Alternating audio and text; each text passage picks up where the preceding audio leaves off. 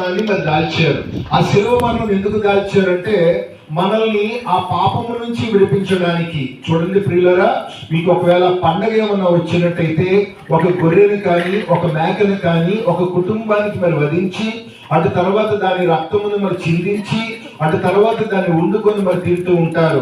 ఎందుకనగా ఆ కుటుంబం మీద ఉన్న దోషములు పోవాలని, పాపములు పోవాలని ఆ గొర్రెని కానీ మేకను కానీ మీరు వధిస్తూ ఉంటారు. అయితే ప్రియ దేవుని బిడ్డలారా, ఒక పశువు యొక్క రక్తం ద్వారా మన పాపాలు పోవటం అన్నది అసాధ్యం. అది కుదరదు.